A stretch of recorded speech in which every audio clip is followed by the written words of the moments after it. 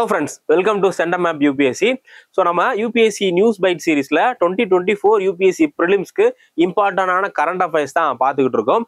So இன்னைக்கு 2024 prelims-க்கு இம்பார்ட்டன்டான 3 economic current affairs வந்து பார்க்க போறோம். ஸோ இன்னைக்கு பார்க்க போற 3 டாபிக்மே ரொம்ப ரொம்ப முக்கியமான டாபிக். ஸோ நான் சொல்ற கீ பாயிண்ட்ஸ் எல்லாமே நீங்க வந்து நோட் பண்ணி வச்சுக்கோங்க. ஸோ இன்னைக்கு டாபிக்ல நம்ம போயிடலாம். இன்னைக்கு நம்ம பார்க்கக்கூடிய ஃபர்ஸ்ட் டாபிக் என்ன அப்படின்னா global innovation index 2023. So report அப்படிங்கிறது யூபிஎஸ்சியில் ரொம்ப ரொம்ப முக்கியம்.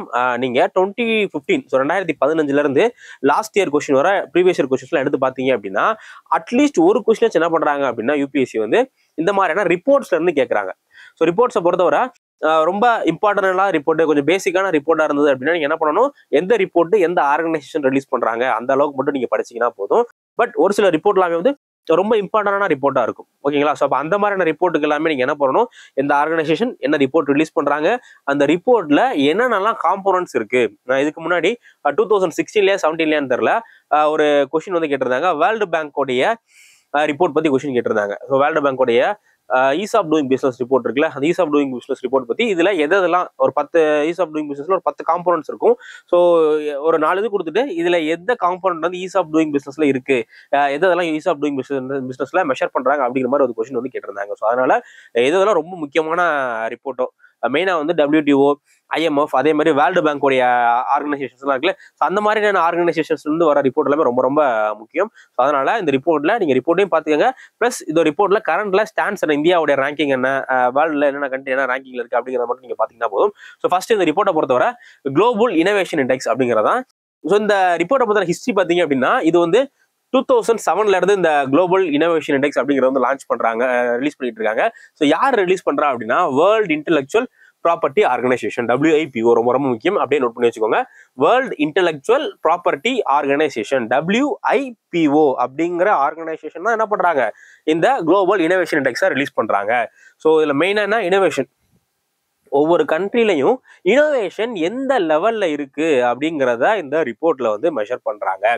So it's a tool for a government to access innovation led social economic changes in their country. So ஒவ்வொரு கண்ட்ரிலையும் இனோவேஷனால என்னென்ன எக்கனாமிக் அண்ட் சோசியல் சேஞ்சஸ் நடந்திருக்கு அப்படிங்கிறத ஐடென்டிஃபை பண்றதா என்ன இந்த குளோபல் இனோவேஷன் இண்டெக்ஸ் அப்படிங்கிற ரிப்போர்ட். ஸோ இதுல என்ன பண்றாங்க அப்படின்னா இனிஷியலா இதுல வந்து வேற ஒரு ஆர்கனைசேஷன் தான் கால்குலேட் பண்ணிட்டு இருந்தாங்க. பட் 2011 இருந்து இந்த ரிப்போர்ட் கால்குலேஷன் பண்ற வேலையை யார் பாக்குறா, world intellectual property right organisation அப்படிங்கிற ஆர்கனைசேஷன் வந்து பாக்குறாங்க. ஸோ இப்போ கரண்ட்ல 2023 ரிப்போர்ட் வந்து ரிலீஸ் பண்ணிருக்காங்க. ஸோ யூஸ்டு 80 இண்டிகேட்டர்ஸ், மொத்தம் என்ன பண்றாங்க 80 இண்டிகேட்டர்ஸ். ஸோ இந்த மாதிரி 80 இண்டிகேட்டர்ஸ்லாம் நம்மளால படிக்க முடியாது. இப்போ நீங்க HT எடுத்துட்டீங்க அப்படின்னா அதுல ஒரே ஒரு 3 இண்டிகேட்டர்ஸ் மட்டும் தான் பயன்படுத்துவாங்க. அதே மாதிரி நீங்க ஈஸ் ஆஃப் டூயிங் பிசினஸ் பாத்தீங்கன்னா 10 இண்டிகேட்டர், அந்த மாதிரி ரொம்ப மினிமமா இருந்தா நம்ம எந்த இண்டிகேட்டர் அப்படிங்கிற மாதிரி நம்ம படிக்கலாம். பட் 80 அப்படிங்கிறப்ப நம்ம படிக்க தேவையில்லை. ஓகேங்களா? ஏன்னா 80 மனப்பாடம் பண்றதுக்கு வாய்ப்பே இல்லை. ஸோ அதுல இருந்து கொஸ்டின் கேட்கறதுக்கு நமக்கு சான்சஸ் இல்லை. ஸோ அதனால நீ ஜஸ்ட் தெரிஞ்சுக்கோங்க. இதுல மொத்தம் என்ன பண்றாங்க 80 இண்டிகேட்டர்ஸை யூஸ் பண்ணி ஒரு கண்ட்ரில என்ன மாதிரியான இனோவேஷன் இருக்கு அப்படிங்கிறத வந்து இது பண்றாங்க. ஸோ மொத்தம் 132 கண்ட்ரீஸ், மொத்தம் 132 கண்ட்ரீஸ் என்ன பண்றாங்க இந்த ரேங்கிங் வந்து ரிலீஸ் பண்றாங்க. ஸோ இந்த ரிப்போர்ட்டை பொறுத்தவரை எந்தெந்த கண்ட்ரீஸ்ல டாப்ல இருக்காங்க அப்படின்னு பாத்தீங்கன்னா, ஃபர்ஸ்ட்ல இருக்கிறது சுவிட்சர்லாந்து. சுவிட்சர்லாந்து என்ன பண்றாங்க குளோபல் இனோவேஷன் இண்டெக்ஸ்ல டாப்ல இருக்காங்க. So written its position as the most innovative economy for 30th consecutive year. So இப்போ லாஸ்டா ஒரு 13 வருஷம் நம்ம பார்த்துட்டோம் அப்படின்னா டாப்ல இருக்கிறது யாரு தான், சுவிட்சர்லாந்து தான் டாப்ல இருக்காங்க. ஏன்னா சுவிட்சர்லாந்துல அதிகமா இனோவேஷன் வந்து நடக்குது. கவர்மெண்ட்டும் சரி பிரைவேட்டும் சரி இனோவேஷனுக்காக R&Dக்காக அதிகமான அமௌண்ட் வந்து ஸ்பெண்ட் பண்றாங்க. ஸோ அதோடைய விளைவா சுவிட்சர்லாந்துல அதிகமான இனோவேஷன் வந்து நடக்குது. ஸோ அதனாலதான் லாஸ்ட் ஒரு 13 இயர்ஸா கிட்டத்தட்ட 2010 இருந்து யார் தான் ஃபர்ஸ்ட்ல இருக்கா, சுவிட்சர்லாந்து தான் ஃபர்ஸ்ட்ல இருக்காங்க. அதுக்கு அடுத்தபடியா சைனாவை பொறுத்தவரை ranked 12th the only middle or lower middle income country in the top 30. சைனாவை பொறுத்தவரை சைனாவை என்ன பண்றாங்க அதிகமா இனோவேஷனுக்காக அமௌண்ட் வந்து ஸ்பெண்ட் பண்றாங்க. அதனால சைனாவோட ரேங்கிங்கும் கொஞ்சம் கூடவே இருக்கு. ஸோ சைனாவோட ரேங்கிங் என்ன 12th ரேங்க். ஓகேங்களா? ஸோ சைனாவோட ரேங்க் வந்து 12th. ஸோ அடுத்து top science and technology clusters. So எந்தெந்த ரீஜன்ஸ்ல எல்லாம் அதிகமான இனோவேஷன் இருக்குதோ அதை என்ன பண்றாங்க சயின்ஸ் அண்ட் டெக்னாலஜி கிளஸ்டர்ஸ் அப்படிங்கிற மாதிரி சொல்றாங்க. So top science and technology clusters எது அப்படின்னா டோக்கியோ அண்ட் யோகோஹாமா, ஜப்பான்ல டோக்கியோ யோகோஹாமா அப்படிங்கிற இடம். அதே மாதிரி சென்ஜூ ஹாங்காங் இந்த ரீஜன். அடுத்து சென்ஜூ ஹாங்காங், குவான்சு இந்த ரீஜன். தென் சியோல், பீஜிங், ஷாங்காய், ஷூஷு. ஸோ இந்த ரீஜன் எல்லாமே என்ன அதிகமான இன்னோவேட்டிவ் கிளஸ்டர்ஸ் வந்து இந்த ரீஜன்ஸ் எல்லாமே இருக்கு. So China has surpassed the USA in number of S&T cluster. So இப்போ இதுக்கு முன்னாடி பார்த்தீங்க அப்படின்னா யூஎஸ்ஏல அதிகமான சயின்ஸ் அண்ட் டெக்னாலஜி கிளஸ்டர்ஸ் வந்து இருந்துச்சு. ஆனா இப்போ அந்த ரெக்கார்டை சைனா பீட் பண்ணிட்டாங்க. ஸோ இப்போ கரண்ட்ல எங்க தான் அதிகமான சயின்ஸ் அண்ட் டெக்னாலஜி கிளஸ்டர்ஸ் இருக்கு? சைனால தான் இருக்கு. ஓகேங்களா? ஸோ இப்போ நம்ம வேர்ல்டோட விஷயங்கள்லாம் பார்த்தாச்சு. தென் இந்தியாவுடைய ரேங்கிங் என்ன? ஸோ இந்தியா வந்து சயின்ஸ் அண்ட் டெக்னாலஜியில் என்ன மாதிரியான பெர்ஃபார்மன்ஸ் பண்ணுறாங்க, இந்தியாவுடைய ரேங்க் எப்படி இருக்கு அப்படிங்கிறத நம்ம நெக்ஸ்ட் வந்து பார்க்க போகிறோம். ஸோ இந்தியாவுடைய ரேங்கை பொறுத்தவரை India retained its 48th position. ஓகேங்களா? ஸோ இந்தியாவுடைய 40th பொசிஷன். இந்தியாவுடைய ரேங்க் வந்து 40வது இடத்துல வந்து இந்தியா இருக்காங்க. அவுட் ஆஃப் 132 கண்ட்ரியில இந்தியா 40th ரேங்க்ல இருக்காங்க. ஸோ என்ன பண்ணுவாங்க அப்படின்னா அந்த 132 கண்ட்ரிஸ்க்குமே வந்து ஸ்கோர் கொடுப்பாங்க. ஸோ ஸ்கோர் கொடுத்து அந்த ஸ்கோர் பேஸ் பண்ணி தான் என்ன பண்ணுவாங்க, ரேங்கிங் வந்து போடுவாங்க. ஸோ அதில் இந்தியாவுடைய ஸ்கோர் பார்த்தீங்க அப்படின்னா 38.1. இந்தியாவுடைய ஸ்கோர் வந்து 38.1. டாப் ரேங்கிங் இன் இந்தியா எதுலாம் டாப் இருக்கு, அந்த 80 இண்டிகேட்டர்ஸ் பார்த்தோம்ல, அந்த 80 இண்டிகேட்டர்ஸ்ல இந்தியா எதெல்லாம் நல்லா பர்ஃபார்ம் பண்ணியிருக்காங்க அப்படின்னு பார்த்தீங்கன்னா, so ICT, service export, venture capital received, graduates in science and engineering, global corporate R&D investors. இது நல்லா பார்த்துக்கங்க. இந்த இதில் என்ன இந்தியா வந்து அதிகமாக இருக்காங்க. ஸோ இந்தியா வந்து இதெல்லாம் நல்லா பெர்ஃபார்ம் வந்து பண்ணியிருக்காங்க. ஸோ இந்தியா லீட்ஸ் இந்த lower middle income group and the central and South Asian region. So South Asian ரீஜன்ல இருந்தும் சரி, அதே மாதிரி Central Asian region, low income group countries இருக்காங்கல்ல. ஸோ இதுலலாம் இந்தியாவோட பெர்ஃபார்மன்ஸ் வந்து டாப்ல இருக்கு. ஸோ சிக்னிஃபிகன்ட் இம்ப்ரூவ்மெண்ட்ஸ் இந்தியாவை பொறுத்தவரை 2015 இந்தியாவுடைய ரேங்கிங் 81. ஓகேங்களா? ஸோ 81 இருந்திருக்கு. 81ல இருந்து இப்போ 2023 இந்தியா என்ன பண்ணிருக்காங்க, இம்ப்ரூவ் ஆகி 40க்கு வந்து மூவ் ஆயிருக்காங்க. ஸோ இது வந்து நல்ல இம்ப்ரூவ்மெண்ட். ஸோ என்ன அர்த்தம், கவர்மெண்ட் வந்து இந்த மாதிரியான சயின்ஸ் அண்ட் டெக்னாலஜி சம்பந்தமான விஷயத்துக்குலாம் அதிகமான ப்ரிஃபரன்ஸ் வந்து கொடுக்குறாங்க, நிறைய இனிஷியேட்டிவ் பண்றாங்க அப்படின்னு சொல்லிட்டு அர்த்தம். ஓகேவா? அடுத்து நம்ம மெயின் என்ன பார்க்க போறோம் அப்படின்னா, இந்த WIPO அப்படிங்கிற ஒரு ஆர்கனைசேஷன் பார்த்தோம்ல, world intellectual property right organisation அப்படிங்கிற ஒரு ஆர்கனைசேஷன் பார்த்தோம்ல, அந்த ஆர்கனைசேஷனை பார்த்தா சில பேசிக்கான விஷயங்கள் வந்து நம்ம பார்த்துடலாம். ஏன்னா யூபிஎஸ்சியோட ப்ரிலிம்ஸ்ல இந்த மாதிரியான முக்கியமான இன்டர்நேஷனல் ஆர்கனைசேஷன் பத்தியும் கொஸ்டின் வந்து கேட்கறாங்க. ஸோ அப்போ world intellectual property right organisation அப்படிங்கிற ஆர்கனைசேஷன் வந்து எப்போ எஸ்டாப்ளிஷ் பண்றாங்க அப்படின்னா 1967ல எஸ்டாப்ளிஷ் பண்றாங்க. ஸோ இது வந்து என்ன அப்படின்னா யூஎனுடைய ஸ்பெஷலைஸ்ட் ஏஜென்சி. ஸோ யூஎனுடைய ஸ்பெஷலைஸ்ட் ஏஜென்சினா என்ன அர்த்தம், அந்த ஏஜென்சி யூஎனுடைய கண்ட்ரோல்ல இருக்கு அப்படிங்கிற மாதிரி அர்த்தம். அடுத்து இதுல உங்களோட முக்கியமான ரோல் என்ன அப்படின்னா, forum for intellectual property service, policy, information and cooperation. So மெயினாக அவங்க என்ன பண்ணுவாங்க அப்படின்னா, இன்டெலெக்சுவல் ப்ராப்பர்ட்டி, இந்த புவிசார் குறியீடு, இந்த மாதிரியான விஷயங்கள்லாம் இருக்குல்ல, காப்பி ரைட்ஸ், பேட்டன்ட், இந்த மாதிரியான இன்டெலெக்சுவல் ப்ராப்பர்ட்டி சம்பந்தமான விஷயங்கள்லாம் இருக்குல்ல. ஸோ அது சம்பந்தமா எல்லா விஷயங்களுமே முடிவெடுக்கிறது, பாலிசி ஃப்ரேம் பண்றது எல்லாமே யாருடைய ரோல் அப்படின்னா இந்த WIPO, world intellectual property organisation அப்படிங்கிற ஆர்கனைசேஷனுடைய பொறுப்பு. ஸோ உங்களுடைய மிஷன் என்ன, develop the balance international IP system enabling innovation and creativity. So ஏன்னா இன்டெலெக்சுவல் ப்ராப்பர்ட்டி நம்ம நீங்கள் வந்து புதுசாக ஒரு விஷயம் கண்டுபிடிக்கிறீங்க அப்படின்னா அதை வேற யாரும் மிஸ்யூஸ் பண்ணாமல் இருக்கிறதுக்கு இன்டெலெக்சுவல் ப்ராப்பர்ட்டி ரேட் ரொம்ப முக்கியம். ஸோ அதனால நம்ம வந்து இன்னோவேஷன் அண்ட் கிரியேட்டிவிட்டியை இன்க்ரீஸ் பண்ணணும் அப்படின்னா அதுக்கு முக்கியமாக என்ன, இன்டெலெக்சுவல் ப்ராப்பர்ட்டியை இது பண்ணணும். ஏன்னா அப்பனா தான் நீங்கள் கண்டுபிடிச்ச விஷயத்துக்கு உங்களுக்கு ஏதாச்சும் பெனிஃபிட் கிடைக்கும். ஸோ நம்ம இன்னோவேஷன் பண்ணுறது, இந்த மாதிரி கிரியேட்டிவாக நிறைய விஷயங்கள் நடக்கிறதுக்கு முக்கியமான காரணம் என்ன, நம்ம அதை கண்டுபிடிச்சா நமக்கு ஏதோ ஒரு பெனிஃபிட் கிடைக்கும் அப்படிங்கிற மாதிரியான சயின்டிஸ்ட்லாம் நினைக்கிறதுனால அந்த காரணம் அந்த விஷயம் வந்து நடக்குது. ஸோ அதனால இன்டெலெக்சுவல் ப்ராப்பர்ட்டியை ப்ரொடெக்ட் பண்ணுறது மூலியமா இன்னும் நிறைய பேர் வந்து இன்னோவேஷன் அதே மாதிரி கிரியேட்டிவிட்டி பண்ணுவாங்க அப்படிங்கிறதா இதோட முக்கியமான நோக்கமா இருக்கு. ஸோ இதுல வந்து கிட்டத்தட்ட 193 மெம்பர்ஸ் வந்து இருக்காங்க.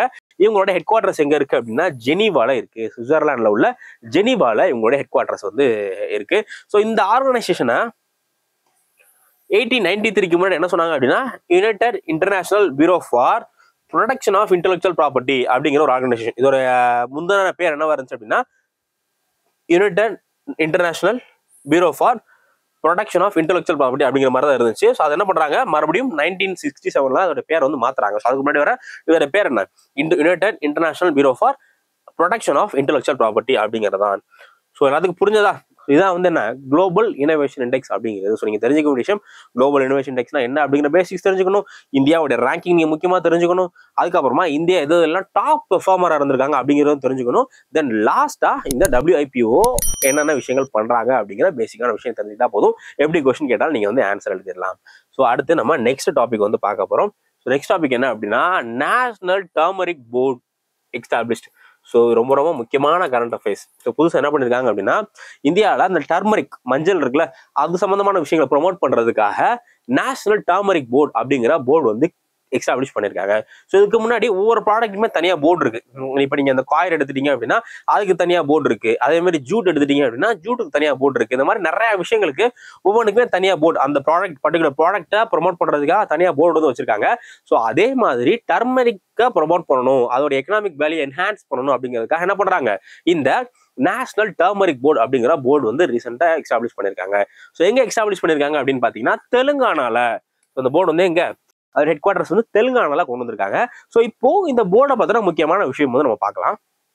இதோடைய முக்கியமான அப்ஜெக்டிவ் பாத்தீங்க அப்படின்னா ப்ரொமோட் நியூ ப்ராடக்ட். ஸோ நம்ம மஞ்சள் இருக்குல்ல, டர்மரிக், அதாவது நிறைய ப்ராடக்ட் வந்து பண்ணலாம். ஸோ அதுக்கு மெடிசனல் வேல்யூஸ் இருக்கு. அதே மாதிரி அது வந்து நம்ம அந்த காஸ்மெட்டிக்காக யூஸ் பண்ணலாம், நம்ம வந்து ஃபுட்டுக்கு யூஸ் பண்ணலாம், நிறைய எக்கச்சக்கமான விஷயம் வந்து அதை வச்சு பண்ணலாம். ஸோ அப்போ என்ன பண்ண போறாங்க அப்படின்னா டர்மரிக் பேஸ் பண்ணி இன்னும் நிறைய ப்ராடக்ட் வந்து ப்ரொமோட் பண்றது இவங்களுடைய வேலையா இருக்கு. ஸோ அதை ப்ரொமோட் பண்றது மூலியமா மக்கள் கிட்ட அந்த டர்மரிக் எடுத்துட்டு போய் டர்மரிக்ல என்னென்னலாம் பெனிஃபிட்ஸ் இருக்கு அப்படிங்கிறத வந்து சொல்றது ஒரு முக்கியமான வேலை. அடுத்து இன்ஃப்ராஸ்ட்ரக்சர் என்ஹான்ஸ்மெண்ட். ஸோ எதுக்காக அப்படின்னா infrastructure and logistic for turmeric export. So turmeric உடைய எக்ஸ்போர்ட் பொட்டன்ஷியல் ரொம்ப ஜாஸ்தி. ஸோ ஃபாரின் கண்ட்ரீஸ்லாம் நம்மளோட அதிகமாக அவங்க டர்மரிக் வந்து யூஸ் பண்றாங்க. டர்மரிக் வந்து நிறைய ப்ராப்பர்ட்டிஸ், மெடிசனல் ப்ராப்பர்ட்டிஸ், அதே மாதிரி வந்து ஃபுட்ல யூஸ் பண்ண நிறைய ப்ராப்பர்ட்டிஸ் இருக்கிறதுனால டர்மரிக்ஸ் வந்து ஃபாரின் கண்ட்ரில அதிகமாக டிமாண்ட் இருக்கு. ஸோ அதை எக்ஸ்போர்ட் பண்ற அளவுக்கு என்ன தேவை, நமக்கு வந்து இன்ஃப்ராஸ்ட்ரக்சர், லாஜிஸ்டிக் இன்ஃப்ராஸ்ட்ரக்சர், அதே மாதிரி ஸ்டோரேஜ் இன்ஃப்ராஸ்ட்ரக்சர், இந்த மாதிரி இன்ஃப்ராஸ்ட்ரக்சர் கிரியேட் பண்றதுக்கும் இந்த போர்டு வந்து ஹெல்ப் பண்ண போறாங்க. அதே மாதிரி quality and safety standard. So நம்ம ஒரு ஃபாரினுக்கு ஒரு ப்ராடக்ட் எக்ஸ்போர்ட் பண்றோம் அப்படின்னா அந்த ப்ராடக்ட் குவாலிட்டியாக இருந்தால் மட்டும் தான் அந்த கண்ட்ரில வந்து வாங்கிப்பாங்க. அப்படி ப்ராடக்ட் வந்து குவாலிட்டி இல்லை அப்படின்னா அந்த ப்ராடக்ட்டை ரிஜெக்ட் வந்து பண்ணிடுவாங்க. ஸோ அதனால அதுக்கு குவாலிட்டி சர்டிஃபிகேஷன் கொடுக்குறது, இந்த மாதிரியான விஷயங்கள் என்ன பண்ண போறாங்க, இவங்க வந்து பார்த்துக்க போறாங்க. அடுத்து ட்ரெடிஷனல் நாலேஜ் டாக்குமெண்டேஷன். ஸோ நம்ம இந்த பாட்டி வைத்தியம்லாம் கேள்விப்படுறோம்ல, அதில் பார்த்தீங்க அப்படின்னா நீங்க கீழே விழுந்துட்டீங்களா, ஸோ அதுக்கு என்ன பண்ணுவாங்க, மஞ்சள் அடிச்சு போடுவாங்க. இந்த மாதிரி நிறைய விஷயத்துக்கு மஞ்சள், உங்களுக்கு இந்த ஃபேஸ்ல பிம்பிள் இருக்கு, இல்லை சம்திங் ஏதோ ஒரு ஃபங்கல் டிசீஸ் இருக்கு அப்படின்னா அதுக்கு மஞ்சள் அடிச்சு போடுவாங்க. இந்த மாதிரி மெடிசனல் ப்ராப்பர்ட்டி ரொம்ப ஜாஸ்தி. இன்னும் வந்து நிறைய ட்ரைபல் பீப்புள் எல்லாமே என்ன பண்றாங்கன்னா இந்த இதுதான் நிறைய விஷயத்துக்காக நம்ம யூஸ் பண்ணிக்கிட்டு இருக்காங்க. ஓகேங்களா?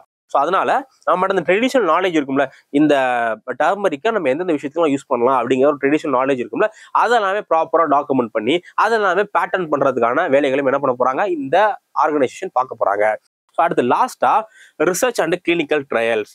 So encourage studies, clinical trials and research on medicinal health and wellness property of turmeric. So இப்போ நமக்கு வந்து தெரிஞ்ச விஷயங்கள் ரொம்ப கம்மி தான். டர்மரிக் இந்த விஷயத்துக்கு யூஸ் பண்ணலாம் அப்படின்னு சொல்லிட்டு நமக்கு ரொம்ப சின்ன சின்ன விஷயங்களுக்கு மட்டும் தான் தெரியும். ஆனா சில ரிசர்ச்ல என்ன சொல்றாங்க அப்படின்னா இந்த டர்மரிக்கு கேன்சரா கியூர் பண்றதுக்கு கூட பொட்டன்ஷியல் இருக்கு அப்படிங்கிற மாதிரி சொல்றாங்க. ஸோ அப்போ அந்த விஷயத்துல நம்ம ஸ்டடி பண்ணணும். இந்த டர்மரிக் வந்து நம்ம எதுக்கெல்லாம் யூஸ் பண்ணலாம், என்னென்ன மாதிரியான நோய்களை குணப்படுத்துறதுக்கு டர்மரிக் யூஸ் பண்ணலாம் அப்படிங்கிற மாதிரியான ரிசர்ச்சை ப்ரொமோட் பண்றது, அதுக்கப்புறமா அதை டெஸ்ட் பண்றது, கிளினிக்கல் ட்ரையல் பண்றது, இந்த மாதிரியான எல்லா விஷயங்களையும் இந்த போர்டு என்ன பண்ண போகுது, பார்க்க போகுது. ஸோ இதெல்லாமே இதோடைய அப்ஜெக்டிவ், இந்த போர்டு கொண்டு வர்றதுக்கான அப்ஜெக்டிவ். ஸோ அடுத்து இந்த போர்டுல யார் யாரெல்லாம் இருக்காங்க அப்படிங்கிறத நம்ம வந்து நெக்ஸ்ட் பார்க்கலாம். ஸோ இந்த போர்டுடைய காம்போசிஷனை பொறுத்தவரை இதுல ஒரு சேர்மேன் இருப்பாரு. ஏன்னா எல்லா போர்டு எடுத்துக்கிட்டீங்கன்னா வேணா இருப்பாங்க, அந்த போர்டுல ஒரு சேர்மேன் இருப்பாங்களா. ஸோ அதே மாதிரி இந்த டர்மரிக் போர்ட்லயும் ஒரு சேர்மேன் வந்து இருக்காரு, appointed by central government. So இந்த சேர்மன் யாரு, சென்ட்ரல் கவர்மெண்ட். அவங்களுக்கு வந்து உங்களை கன்ஃபியூஸ் பண்றதுக்காக என்ன பண்ணுவாங்க அப்படின்னா மினிஸ்ட்ரி ஆஃப் காமர்ஸ் தான் இதுக்கு வந்து சேர்மன், இல்லை ஃபினான்ஸ் மினிஸ்டர் தான் இதுக்கு வந்து சேர்மன் அப்படிங்கிற மாதிரி வந்து கொடுப்பாங்க. ஸோ நீங்க ஏமாந்துடக்கூடாது. ஸோ இதுக்கான சேர்மன் யார் தான், சென்ட்ரல் கவர்மெண்ட் அப்பாயிண்ட் பண்ற நபர் தான். அதே மாதிரி 4 member from ministry of commerce, ministry of காமர்ஸ்ல இருந்து ஒருத்தவங்க, மினிஸ்ட்ரி ஆஃப் அக்ரிகல்ச்சர்ல இருந்து ஒரு representative, ministry of AYUSH and pharmaceutical. இந்த மாதிரி இந்த 4 மினிஸ்ட்ரிஸ் இருக்காங்கல்ல. ஸோ இந்த 4 மினிஸ்ட்ரிஸ்ல இருந்து என்ன பண்ண போறாங்க அப்படின்னா ஒவ்வொரு ரெப்ரஸன்டேட்டிவ் வீதம் ஒரு 4 ரெப்ரஸன்டேட்டிவ் வந்து இதுல பார்ட்டிசிபேட் பண்ண போறாங்க. ஸோ அதே மாதிரி value chain representative, so 8 members. So இந்த வேல்யூ செயின் ரெப்ரஸன்டேஷன் அப்படிங்கிறது யாருன்னா இந்த மஞ்சள் சம்பந்தமா பிசினஸ் பண்றாங்கல்ல, ஸோ அதுல இருந்து அந்த பிசினஸ் பீப்புள் அவங்க இருக்காங்கல்ல, ஸோ அதுல இருந்து ஒரு 8 பேர் வந்து கொண்டு வர போறாங்க. ஸோ மொத்தம் எத்தனை பேர், 8 4, ஸோ மொத்தம் 12 மெம்பர்ஸ், 12 + 1. ஸோ மொத்தம் என்ன பண்றாங்க அப்படின்னா 13 மெம்பர்ஸ் வந்து இருக்காங்க. ஸோ அதுல ஒருத்தவர் சேர்மேன். ஓகேங்களா? ஸோ இதான் வந்து இந்த போர்டோட காம்போசிஷன்.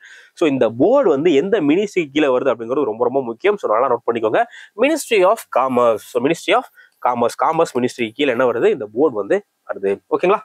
இதோட டர்மரிக் போர்ட் டாபிக் வந்து முடிஞ்சிருச்சு. ஸோ நம்ம லாஸ்டா பார்க்க போற இது வந்து இன்னொரு முக்கியமான இண்டெக்ஸ் வந்து பார்க்க போறோம். ஸோ இதுவரை பார்த்த டாபிக்ஸ்ல 2 டாபிக் பார்த்துருக்கோம். ஏதாச்சும் டவுட் இருக்கு அப்படின்னா கீழே நீங்க கமெண்ட் செக்ஷன் தாராளமா நீங்க வந்து கமெண்ட் பண்ணுங்க. ஸோ சென்டாமேப் யூபிஎஸ்சி சேனல்ல இருந்து இன்னும் நிறைய இனிஷியேட்டிவ் வந்து நம்ம பண்ண போறோம். உங்களுக்கு ஏதாச்சும் டாபிக் தேவை இல்ல வேற ஏதாச்சும் இனிஷியேட்டிவ் வேணும் அப்படின்னா நீங்க தாராளமா வந்து கமெண்ட் செக்ஷன்ல கமெண்ட் பண்ணலாம். ஸோ உங்களுடைய வெல்ஃபேருக்காக தான் நாங்க வந்து சேனல் ரன் பண்ணிட்டு இருக்கோம். ஸோ அதனால என்ன டவுட்டா இருந்தாலும் சரி, இல்ல உங்களுக்கு என்ன தேவைகள் இருந்தாலும் நீங்க வந்து இந்த கமெண்ட் பண்ணுங்க. ஸோ அடுத்து லாஸ்டா பார்க்க போறது ட்ரேட் அண்ட் டெவலப்மெண்ட் ரிப்போர்ட் 2023 அப்படிங்கிற ரிப்போர்ட் தான் நம்ம லாஸ்டா பார்க்க போறோம். So United Nation Conference on Trade and Development UNCTAD note பண்ணிக்கோங்க. யார் ரிலீஸ் பண்றா எக்ஸாம்ல கேட்பாங்க. ட்ரேட் அண்ட் டெவலப்மெண்ட் ரிப்போர்ட் வந்து யார் ரிலீஸ் பண்றா அப்படிங்கிற மாதிரி கேட்பாங்க. ஸோ யார் ரிலீஸ் பண்றா? UNCTAD அப்படிங்கிற ஆர்கனைசேஷன் வந்து ரிலீஸ் பண்றாங்க.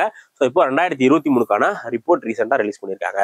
ஸோ இந்த ரிப்போர்ட்டை பொறுத்தவரை the report assess the current state of global economy. So இப்போ குளோபல் எக்கனாமி எந்த லெவல்ல இருக்கு அப்படிங்கிறத அனாலிசிஸ் பண்றாங்க. ஸோ பண்ணிட்டு செவரல் சேலஞ்சஸ். ஸோ இப்போ குளோபல் எக்கனாமில ட்ரேட் ரிலேட்டடா என்னென்னலாம் சேலஞ்சஸ் போயிட்டு இருக்கு அப்படிங்கிறதையும் இந்த ரிப்போர்ட்ல வந்து சொல்லிடுறாங்க. ஓகேங்களா? ஸோ அதான் வந்து இந்த ரிப்போர்ட் பேசிக்கா கரண்ட்ல குளோபல் எக்கனாமி எப்படி ரன் ஆயிட்டு இருக்கு, அதுல என்னென்ன சேலஞ்சஸ் இருக்கு. சிம்பிள், ரொம்ப சிம்பிள் இந்த குளோபல் ட்ரேட் அண்ட் டெவலப்மெண்ட் ரிப்போர்ட்டை பொறுத்தவரை. ஸோ இதை பொறுத்தவரை the world economic growth is projected to be 2.4. So ரொம்ப ரொம்ப கம்மி global.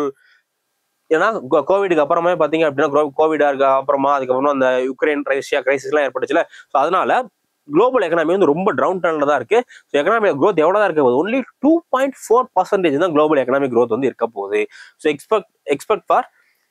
except for East and Central Asia, the entire global economy has slowed since 2022. 2022க்கு அப்புறமா 2020 கோவிட் வந்துச்சு. ஸோ கோவிடுக்கு அப்புறமா கொஞ்சம் எக்கனாமிலாம் க்ரோத் ஆச்சு. அதுக்கப்புறமா 2022 ரஷ்யா உக்ரைன் கிரைசிஸ் வந்ததுல இருந்து குளோபல் எக்கனாமி என்னதான் இருக்கு? டவுன் டர்ன்ல தான் இருக்கு. எக்ஸப்ட் எதை தவிர ஈஸ்ட் அண்ட் சென்ட்ரல் ஏஷியா தவிர இது மட்டும்தான் ஓரளவுக்கு ஸ்டேபிளா இருக்கு. இது இல்லாம மித்த எல்லா கண்ட்ரியும் எல்லா கான்டினென்ட்டுமே வந்து ஒரு எக்கனாமிக் டவுன் டர்ன்ல தான் இருக்கு. The concern in the poor nations பார்த்தீங்கன்னா indebtedness, slower growth in major region. So முக்கியமா இந்த எக்கனாமிக் டவுன் ட்ரெண்டுக்கான காரணம் பார்த்தீங்க அப்படின்னா indebtedness. ஸோ நிறைய சின்ன சின்ன கண்ட்ரிகள் இருக்குல்ல, அதுல எல்லாமே கடன் வந்து ரொம்ப ஜாஸ்தியா இருக்கு. ஸோ அதுல ஒரு முக்கியமான ரீசன். அதுக்கப்புறமா எல்லா கண்ட்ரிலையுமே வந்து க்ரோத்துக்குன்னு இந்த ரீஜன் வந்து அதிகமான க்ரோத் வருது அப்படிங்கிற மாதிரி இருக்கு. இப்போ இந்தியா எடுத்துட்டீங்க அப்படின்னா மும்பைல இருந்து சென்னையில இருந்து இந்த மாதிரி ஒரு சில ரீஜன்ல இருந்து அதிகமான க்ரோத் வந்து கிடைக்கும். ஸோ அந்த மாதிரியான ரீஜன் எல்லாமே ரொம்ப டவுன் ட்ரெண்ட்ல இருக்கு. அதுக்கப்புறமா inadequate multilateral response. So global economy 2022 down ட்ரெண்ட்ல இருக்கு. ஆனா அதை பூஸ்ட் பண்றதுக்கு மல்டிலேட்டரல் ஆர்கனைசேஷன்ஸ் இருக்காங்கல்ல, IMF, வேர்ல்டு பேங்க், இந்த மாதிரி ஆர்கனைசேஷன் என்ன பண்ண மாட்டாங்க, எந்த முயற்சியும் பண்ணல அப்படிங்கறத இதுல வந்து மென்ஷன் பண்ணிருக்காங்க. ஓகேவா? அடுத்து இந்தியா. ஸோ இந்தியாவை பொறுத்தவரை India economic growth is forecasted 6.6% in 2023 and in 6.2% in 2024. So India economic growth பொறுத்தவரை 6.6%, அதுக்கப்புறம் 6.2% வந்து இருந்திருக்கு. The external sector along with private and government sector has contributed to domestic growth in India. இந்தியால external sector அப்படிங்கிறது நம்ம export பண்றோம்ல, அந்த செக்டாரும் அதுக்கப்புறமா private government sector இது எல்லாமே வந்து growth-க்கு கான்ட்ரிபியூட் பண்ணிருக்கு. The concern highlighted for India including unemployment rate of 8.5% in June 2023 and rising inequality. So அப்போ என்னதான் இந்தியாவில் வந்து எக்கனாமிக் க்ரோத் வந்து ஓரளவுக்கு ஸ்டேபிளா இருந்தாலும் இந்தியாவில் 2 பிரச்சனை முக்கியமா இருக்கு. ஒன்று என்ன அப்படின்னா அன்எம்ப்ளாய்மெண்ட் ரேட், வேலைவாய்ப்பின்மை வந்து இந்தியாவில் ரொம்ப ஜாஸ்தியா இருக்கு. ஸோ எவ்வளோ இருக்குன்னு சொல்றாங்கன்னா 8.5%. ஸோ ஆவரேஜா இந்தியாவுடைய அன்எம்ப்ளாய்மெண்ட் பார்த்தீங்கன்னா 5.56 அந்த மாதிரி லெவலில் தான் இருக்கும். 8.5 அப்படிங்கிறது ரொம்ப ரொம்ப அதிகமான அன்எம்ப்ளாய்மெண்ட் லெவல். ஸோ அன்எம்ப்ளாய்மெண்ட் வந்து ரொம்ப ஜாஸ்தியா இருக்கு. அதே மாதிரி இன்இக்வாலிட்டி, ரிச்சுக்கும் புவருக்கும் இடையில உள்ள அந்த இன்இக்வாலிட்டி ரொம்ப அதிகமா இருக்கு. ஸோ இதுதான் இந்தியாவுடைய முக்கியமான சேலஞ்சஸ். ஸோ இதோட நமக்கு வந்து இன்னைக்கு டாபிக் நம்ம கம்ப்ளீட் பண்ணிக்கலாம். ஸோ நெக்ஸ்ட் கிளாஸ் வீடியோவில் நம்ம அடுத்த டாபிக் வந்து பார்க்கலாம். தேங்க்ஸ் ஃபார் வாட்சிங் சென்டாமேப் UPSC. Sendomap. You dare to dream, we care to accomplish.